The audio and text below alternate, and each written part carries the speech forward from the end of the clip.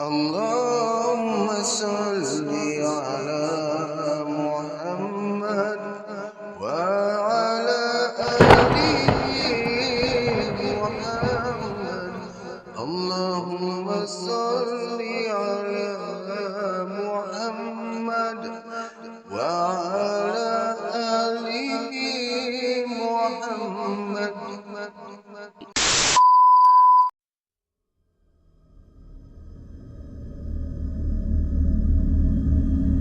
Radio 12 Malam.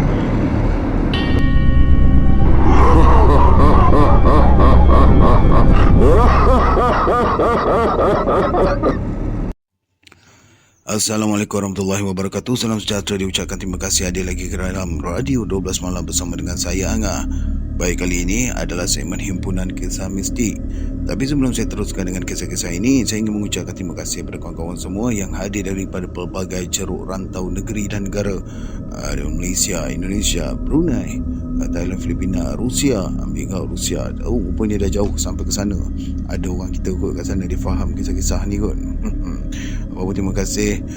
Lagi satu, berkenaan dengan komen, saya suka baca komen anda semua. Merajinkan lagi jari saya ni. Apa-apa, semoga semuanya dipermudahkan urusan, dimurahkan rezeki, insyaAllah. Amin ya rabbal alamin.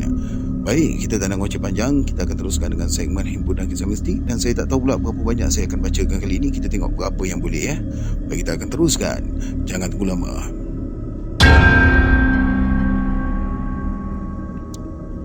Ceritanya mudah, ringkas, tak ada belok-belok pun. Kata orang putih ni, straight to the point. Tapi masalahnya, ending cerita ni lain sikit. Dia ni tak sama dengan kisah orang lain yang pernah saya dengar. Memang kawan-kawannya di kampung Gua Reban, di daerah Baling, iaitu di Kedah. Saya ulang balik lah ya.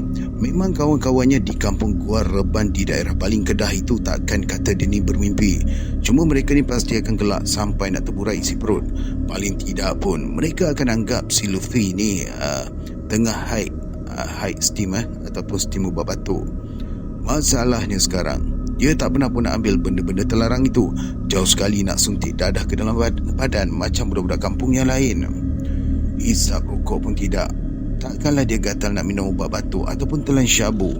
Jadi kalau ada yang kata dia sedang haid, memang Luffy ni sanggah habis-habisan.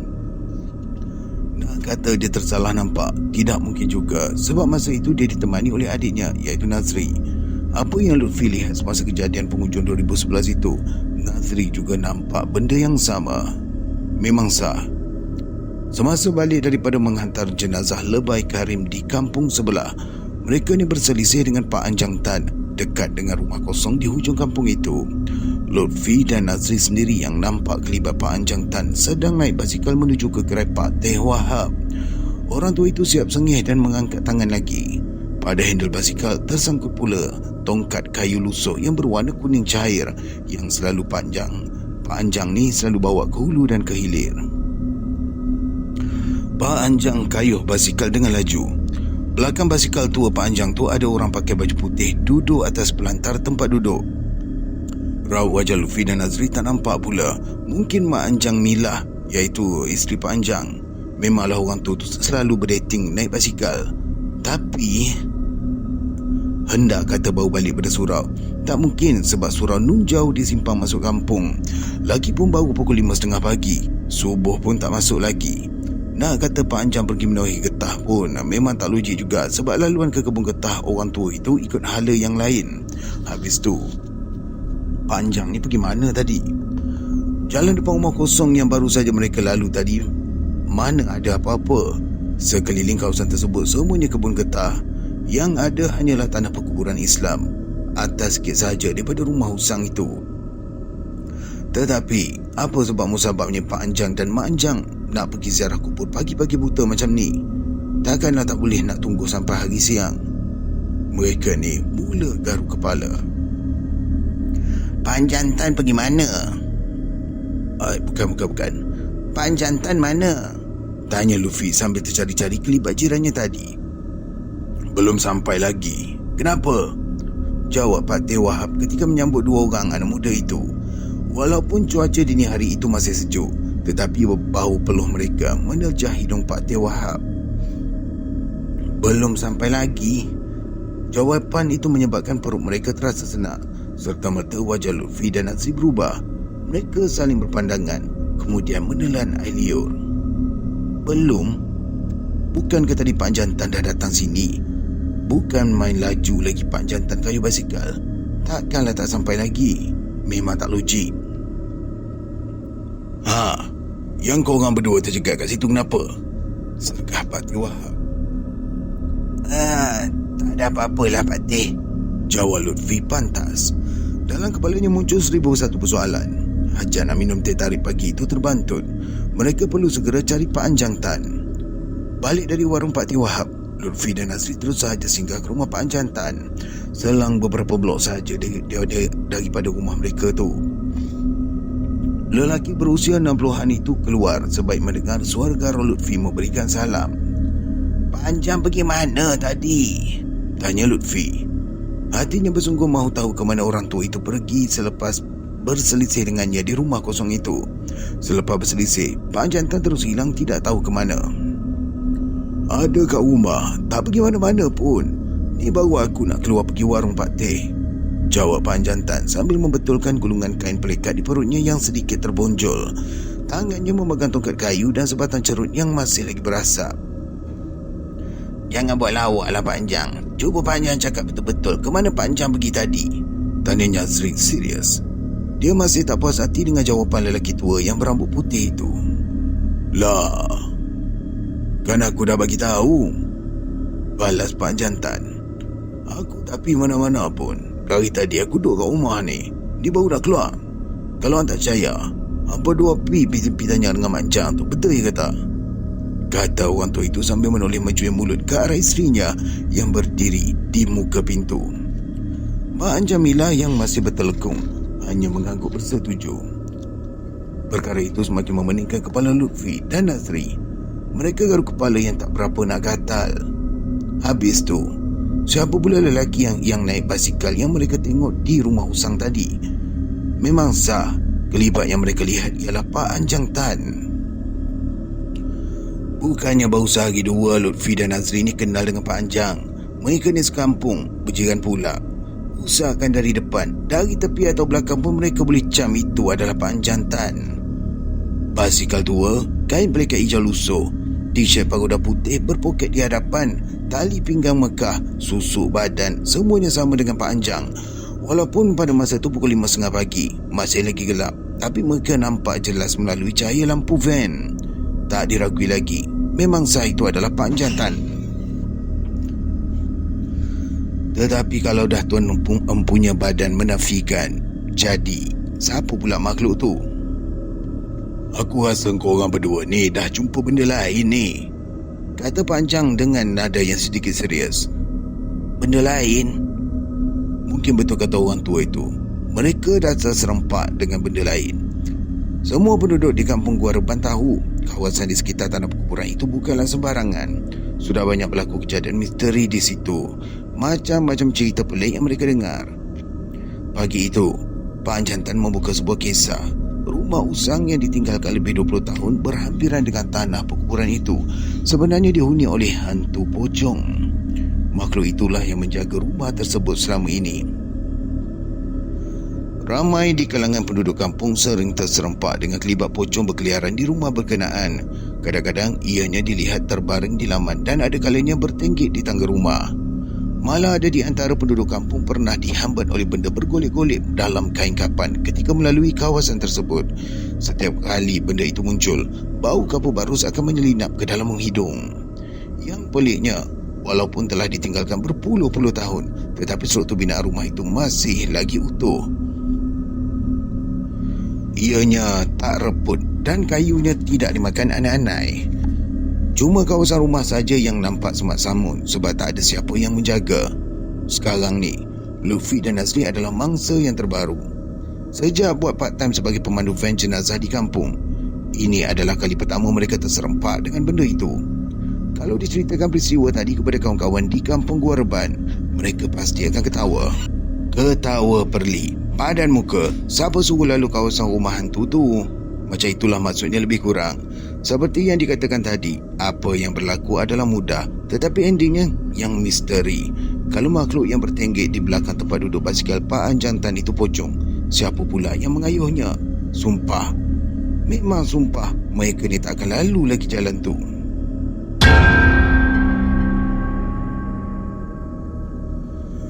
Jam sudah menunjukkan pukul 11.30 malam. Saiful Akbar Abdul Hamid, 32 tahun, masih berlekar di pekarangan garaj surau di Kampung Bendang Ujit, Mukim Kati, Kuala Kangsar, Perak. Sementara menunggu enjin van panas, lelaki berambut lurus itu meneguk kopi O panas yang baru dibelinya tadi untuk bersengkang mata. Malam itu, Saiful ni mahu bertolak ke rumah abangnya di Kampung Lintang, Sungai Siput, Perak. Jarak di antara Kampung Bendang Ujit dengan Kampung Lintang tidaklah terlalu jauh, iaitu lebih kurang 35 batu sahaja. Saiful bercadang hendak bertamu di rumah abangnya pada malam itu kerana esok pagi-pagi lagi mereka perlu bergerak ke Hospital Kuala Lumpur dan mengambil satu jenazah untuk dibawa pulang ke Kuala Kangsar. Kalau esok pagi baru hendak bertolak dari rumah, alamatnya lambatlah urusan mereka ni akan selesai nanti. Jadi dia pilihlah untuk bertolak pada malam itu juga. Bila jarum temperature kenderaannya sudah hampir mencecah separuh, tanpa buang masa, lelaki itu terus saja masuk ke dalam van. Malam itu, Saiful hanya bersendirian. Jadi, hanya siaran radio 12 malam sahajalah yang menjadi penemannya. Cewa.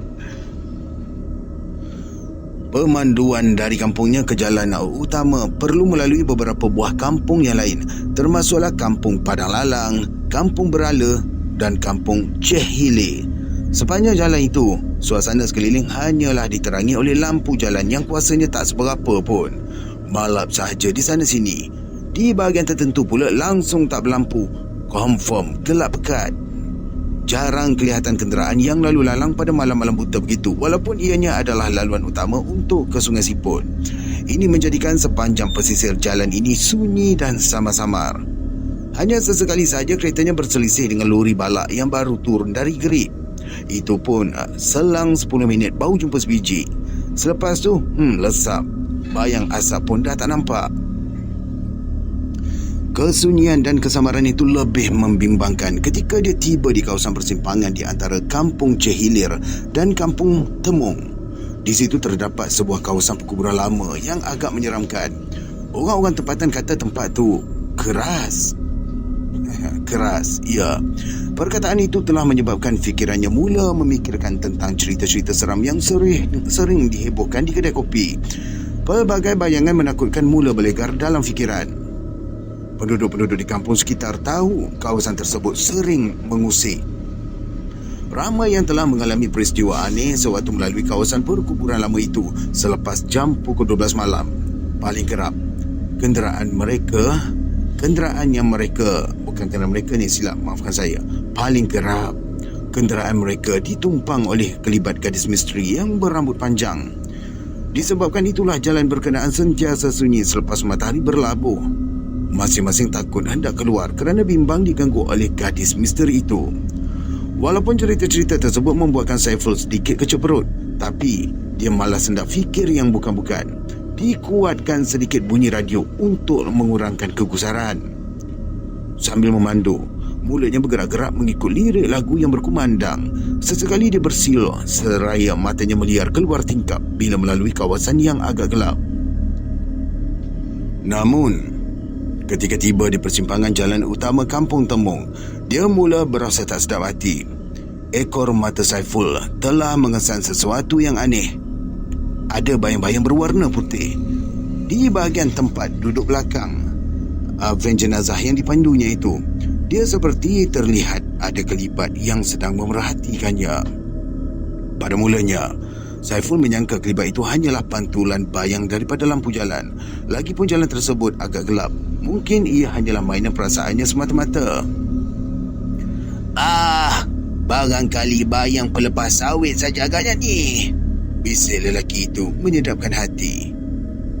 Apabila melalui kawasan yang berlampu, Saiful kembali mengintai melalui cermin pandang belakang untuk mengesahkan pandangan awalnya tadi. Kali ini, Gambaran yang dilihatnya lebih jelas. Memang sah. Ada benda yang sedang menumpang vannya ketika itu masih tercegat, tidak berganjak. Serta-merta dia terasa seram. Pontianak ke? Pocong? Atau jelmaan jenazah yang pernah dibawanya? Kalau ikutkan hati, nak saja dia terjun keluar. Parah.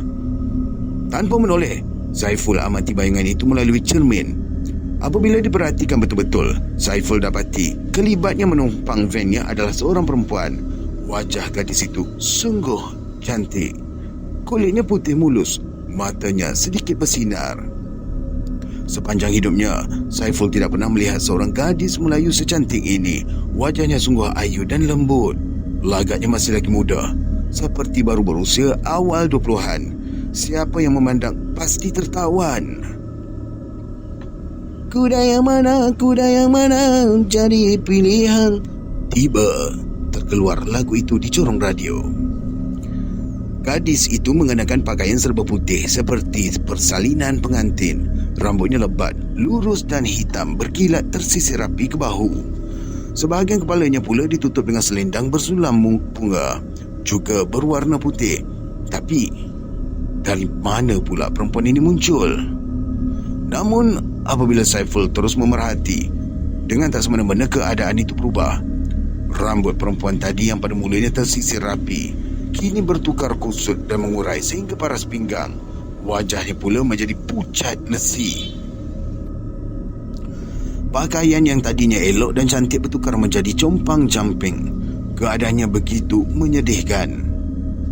Pula, siapakah sebenarnya perempuan itu? Apa yang dia mahukan daripada Saiful? Tiba-tiba, seluruh ruang udara di dalam van bertukar bau busuk. Cepat-cepat Saiful buka tingkap kerana tidak tahan dengan bau hanyir seperti darah. Seolah-olah ada limpahan darah yang membasahi van berkenaan. Bauan loya itu begitu menyusut hidungnya hingga la ilaha illallah. Bauan loya itu begitu menyusut hidungnya yang sedikit pesek. Dada berdebar-debar. Serta-merta Saiful merasakan bulu-bulu roma di tengkuknya tegak meremang. Darahnya berderau. Nafasnya jadi tidak keruan. Fikiran mula bercelaru. Hendak berhenti atau teruskan perjalanan? Kalau berhenti, dengan siapa pula Saiful hendak minta tolong di tengah-tengah hutan macam ni? Kalau teruskan perjalanan, sampai ke mana pula gadis itu hendak menumpangnya? Jarak ke kampung Lintang Sungai Siput masih lagi jauh. Lebih kurang 30 minit pemanduan. Takkanlah benda tu nak tumpang sampai ke sana. Sekali lagi, Saiful cuba memberanikan diri untuk melihat cermin pandang belakang. Dilihatnya gadis misteri itu masih lagi terpaku di situ dengan menundukkan wajah. Rambutnya mengerbang seperti ditiup angin. Dari mana pula datangnya angin? Mana ada tingkap di bahagian belakang van? Saiful betul-betul panik. Hendak saja dia menjerit menyuruh perempuan itu pergi, namun tidak berdaya. Mula Saiful mula terkumat kamit membacakan surah-surah Al-Quran yang terlintas dalam kepalanya. Tunggang langgang dia membacanya. Sudah, asalkan baca sudahlah katanya. Tapi gadis misteri itu tidak juga pergi. Yang peliknya, ia tidak mengusik Saiful langsung. Mengilai tidak, bersuara pun tidak. Hanya duduk saja di tempat duduk belakang membatukan diri. Lutut Saiful mula menggigil. Pun begitu kakinya terus saja menekan pedal minyak semaksimum yang mungkin. Dia mahu cepat sampai. Tapi makin ditekan, vannya dirasakan semakin lambat. Berat, seperti membawa beban batu seberat 1 tan. Sesekali, siaran radio dalam van turut terganggu. Jam di dashboard pula dirasakan bergerak seperti terlalu lambat. Matanya melihat ke arah batu penanda kilometer di tepi jalan. Ditulis Enggor. Enggor ke Enggor? Enggor, 4 kilometer. Tapi jarak itu dirasakannya terlalu jauh. Apa hal pula dengan van ni? Selalu okey aja. Time macam ni pula dia nak jadi yang kuban-kuban. Berat betul lah. Berat punya berat, asalkan boleh je lah jalan. Pungut hati kecilnya. Ketika tiba di jambatan sayung berhampiran kampung Jamuan, Enggor, wanita yang menumpang vannya tadi tidak semena-mena hilang daripada pandangan. Dilihat dari ekor mata, gadis itu sudah tiada. Ianya gaib menembusi pintu belakang van tanpa dibuka. Saiful segera pandang ke arah luar.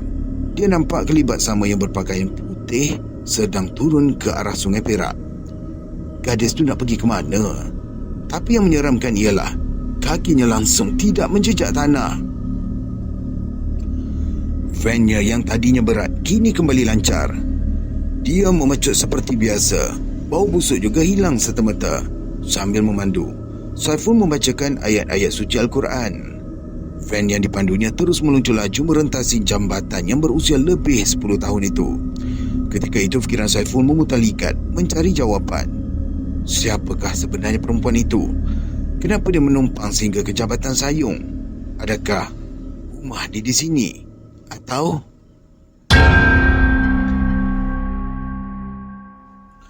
Pertama sekali, biar saya perkenalkan diri kepada semua. Nama saya ini Samsudin Abu Samah, berusia 39 tahun. Saya bekerja sebagai pemandu van jenazah dan berkhidmat dengan salah sebuah hospital separ kerajaan di Selangor. Di mana lokasi ataupun hospital mana tempat saya bekerja, tak perlulah dinyatakan. Cukuplah setakat itu untuk anda semua mengetahui tentang diri saya. Saya berkhidmat sebagai pengurus dan pemandu van jenazah sejak tahun 2006 lagi. Atau dengan kata lain, sudah hampir 10 tahun saya terlibat dalam bidang ini. Boleh dikatakan hampir setiap hari saya membawa jenazah. Bagi sesetengah orang, mungkin mereka menganggap pekerjaan saya ini sesuatu yang sangat mencabar dan sukar untuk dilaksanakan sekiranya mental tak kuat. Seboleh-bolehnya, ramai yang mahu mengelak daripada berhadapan dengan mayat ataupun jenazah. Tetapi tidak dengan saya. Bekerja dengan jenazah adalah sesuatu yang membuatkan saya berasa sangat teruja. Perasaan itu sukar digambarkan. Setiap kali melakukan rutin ini, hati saya menjadi tenang dan puas. Pelik-pelik lah kau ni. Entahlah, saya sendiri tidak faham mengapa boleh wujud perasaan begitu dalam diri saya. Malah, bila lama tidak membawa jenazah, walau sehari sekalipun, hati saya jadi tak menentu. Jiwa saya kacau. Macam benda itu memanggil-manggil saya. Macam ada yang tak cukup. Dalam tempoh 1 dekad itu, saya akui perasaan takut atau gemetar untuk berhadapan dengan mayat atau jenazah sudah lama hilang dalam diri saya. Tak kiralah bagaimanapun seseorang itu mati, putus kepala ke, hancur remuk ke, ataupun yang hanya tinggal daging sahaja pun. Apabila diminta untuk menguruskan atau mengantar jenazah, rutin itu tidak akan saya tolak. Bahkan tidak keterlaluan jika saya katakan ianya adalah sumber rezeki saya selama ini. Seperti yang saya katakan tadi, apabila sehari tidak membawa jenazah, saya menjadi tak keruan dan tertanya-tanya bila lagilah masanya untuk saya berjumpa dengan mayat. Melihat dan menguruskan jenazah adalah seperti candu bagi saya. Ya. Saya macam gian untuk melakukan tugasan itu setiap hari. Selesai melakukannya, saya akan rasa puas dan lega. Bukan bermaksud saya mengharapkan atau berdoa ada kematian berlaku. Itu bukanlah maksud saya. Takkanlah sebagai seorang Islam saya sanggup mendoakan sebegitu rupa. Cumanya, apa yang saya rasa, jika tiada kematian yang hendak diuruskan, perasaan saya seperti melonjak-lonjak, tidak tenteram. Hidup terasa tidak lengkap. Itu saja. Jika pihak majikan memberikan tugasan membawa atau menguruskan jenazah, sayalah orang yang pertama yang akan mengangkat tangan secara sukarela untuk melakukannya. Berbanding dengan rakan-rakan tugas yang lain, saya lihat mereka tidaklah begitu teruja seperti saya untuk menguruskan rutin mengendalikan orang yang sudah tidak bernyawa. Entahlah, bagi saya menguruskan jenazah adalah tugas yang sangat saya nanti-nantikan setiap hari. Saya akui, pada awalnya saya sendiri enggan menjadi pemandu van jenazah kerana perasaan takut dan bimbang. Pertama kali tengok mayat, hati saya libang-libu. Maksud dia tu macam perasaan bercampur baur. Sedih ada, takut ada, seram pun ada, dan macam-macam lagi perasaan lain yang menusuk ke lubuk hati. Namun, lama-kelamaan perasaan itu bertukar menjadi seronok dan puas. Ya, saya berasa puas apabila dapat membantu menguruskan jenazah saudara se-Islam kita. Apatah lagi hukumnya adalah fardu kifayah dan ianya sangat dituntut dalam agama Islam. Saya ingat lagi, sekitar tahun 2010, Saya mendapat surat pertukaran untuk ditukarkan ke jabatan lain. Namun kerana minat yang mendalam dalam bidang ini, saya membuat rayuan kepada ketua jabatan. Alhamdulillah, rayuan saya diterima dan saya berpeluang lagi meneruskan khidmat sebagai pengurus dan pemandu van jenazah di hospital berkenaan hinggalah sekarang. Sebagai pemandu van jenazah, tipulah jika saya katakan tidak pernah mengalami sebarang gangguan. Sebagai seorang Islam, saya percaya kepada kewujudan jin dan syaitan yang akan mengganggu manusia. Perkara itu adalah lumrah, terutamanya bagi orang seperti saya yang setiap hari bergelumang dengan mayat dan jenazah. Namun, gangguan-gangguan gaib yang datang itu tidaklah terlalu menghantui hidup saya, sehingga kan ianya melemahkan semangat untuk melakukan tugasan seharian. Bagi saya, apabila kita melakukan sesuatu yang baik, sudah pasti akan ada dugaan yang mendatang. Apa yang penting, kita perlu laluinya dengan sabar dan jangan cepat putus semangat. Saya ingat lagi, kira-kira setahun yang lalu, selepas mengantar satu jenazah di Kajang, Selangor, saya terus pulang ke rumah. Jenazah tersebut merupakan seorang lelaki muda yang meninggal dunia kerana kecederaan parah di kepala selepas motosikal yang ditungganginya bertembung dengan sebuah lori kontena ketika pulang daripada kerja. Saya tak kenal pun siapa pemuda tu. Saya hanya difahamkan yang dia ni baru saja menimang cahaya mata.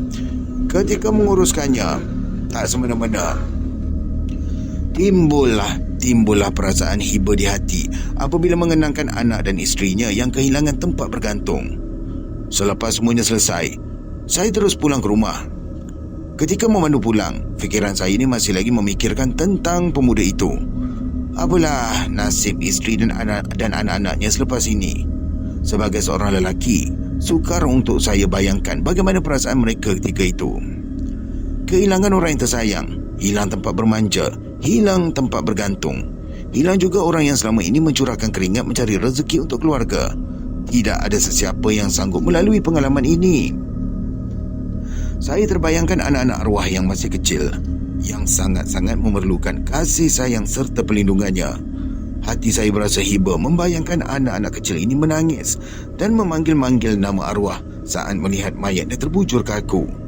Pasti mereka akan menjadi rindu dan ternanti-nanti kepulangan arwah. Saya juga terbayangkan kepayahan yang akan dilalui oleh isteri arwah. Mana hendak mencari rezeki, mana hendak menjaga anak-anak yang masih lagi kecil. Terdayakah dia melalui saat-saat yang getir itu? Tambahan pula arwah suaminya meninggal dunia dalam keadaan yang mengejut dan parah akibat kemalangan. Hati terus menjadi sebab. Kerana saya juga ada isteri dan anak. Kalau boleh saya tak mahu isteri dan anak saya melalui detik macam tu. Saya belum puas mengasihi mereka. Saya mahu menjaga mereka dengan sebaiknya. Tapi nyawa ini bukanlah milik kita. Kalau sudah sampai saat untuk dijemput kembali ke pangkuan ilahi, kita tidak mampu menghalangnya.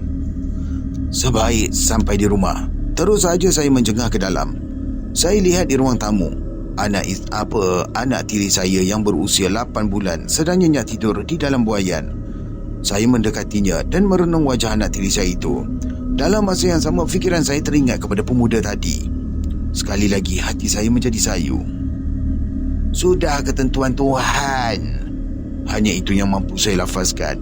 Mungkin itu nasib yang Allah telah tentukan untuk mereka. Bagi yang masih hidup, kita sendiri tak tahu apa yang bakal ditempuhi di kemudian hari.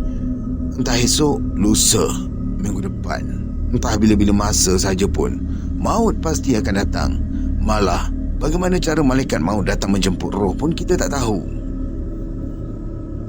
Selepas beberapa ketika, saya berlalu ke bilik mandi untuk membersihkan diri. Namun, tidak sampai 5 minit selepas itu, dari dalam bilik air saya terdengar suara anak tiri saya menjerit dan menangis secara tiba-tiba. Bunyinya lain macam.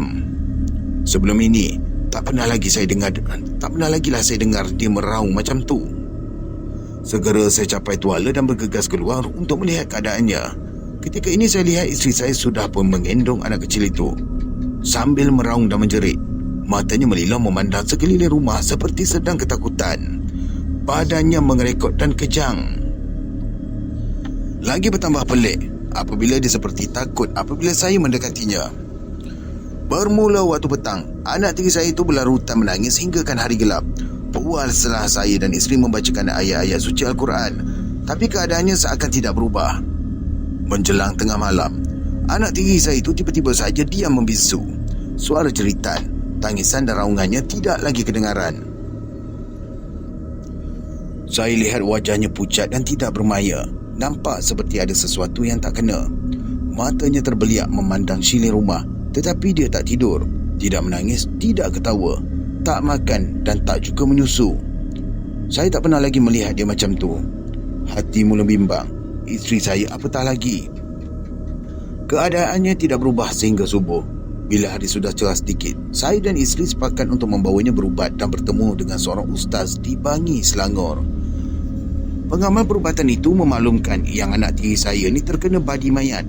Berkemungkinan besar ianya berpunca daripada perlakuan saya yang menjengahnya di dalam buaian sebaik saja pulang daripada menguruskan jenazah.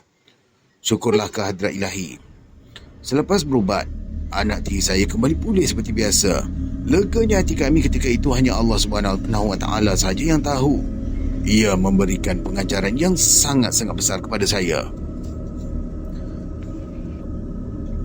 Jika ditanya kepada saya tentang kejadian ngeri yang pernah dilalui sepanjang berkhidmat dalam bidang ini, ingatan saya pasti teringat kembali peristiwa ketika menguruskan jenazah seorang buruh kontrak warga Bangladesh yang mahu dihempap bongkah konkrit sekitar pertengahan tahun 2013. Kejadian itu berlaku di pusat bandar Kuala Lumpur apabila sebuah kren yang mengangkat bongkah batu itu tanpa sengaja terlepaskannya dan telah menimpa mangsa yang berada di bawah. Apabila mayat lelaki berkenaan dibawa ke hospital untuk bedah siasat, saya lihat tubuhnya hancur. Dari kepala hingga ke kaki, keadaannya leper seperti papan lapis. Seluruh tulang temulangnya lumat. Cubalah bayangkan, sebuah bongkah batu yang seberat lebih 100 tan menghempap tubuh. Sudah pastilah keadaannya begitu mengerikan. Ketika memandikan jenazah itu, saya menjadi sebab. Hampir sahaja saya menitiskan air mata. Masakan tidak, setiap kali saya cucurkan air pada tubuh jenazah, dagingnya luruh dan berderai seperti daging kisar yang dibasuh dengan air. Begitulah keadaan jenazah tersebut. Walaupun jenazah yang diuruskan itu seorang warga asing, tetapi bagi saya dia tetap seorang manusia dan saudara seagama dengan saya. Dia datang ke sini untuk mencari rezeki, tapi begini pula akhir hayatnya. Begitulah antara coret-coret saya sebagai pengurus dan pemandu van jenazah. Memang saya akui pelbagai pengalaman yang telah saya timba sejak menceburi bidang ini, dan sudah pasti ianya menimbulkan rasa keinsafan dalam diri tatkala berhadapan dengan mayat yang mati dalam pelbagai keadaan. Selain itu, tugas ini juga mengajar saya untuk menghormati kepercayaan agama lain. Kerana saya turut menguruskan jenazah orang yang bukan beragama Islam, apa yang penting ialah niat di hati perlu ikhlas untuk membantu tidak kira apapun agama yang dianuti oleh si mati. Satu lagi perkara ialah, sebagai pengurus dan pemandu van jenazah, jangan sesekali kita menegur atau memperkatakan sesuatu tentang ketidaksempurnaan mayat, kerana bagi saya ianya menghina ciptaan Tuhan. Setiap apa yang kita lakukan, terutamanya berkaitan dengan pengurusan jenazah, mestilah diiringi dengan kejujuran. Jangan sesekali mengeluh, kerana ianya adalah tanggungjawab kita sebagai hamba Allah. Wallahu a'lam.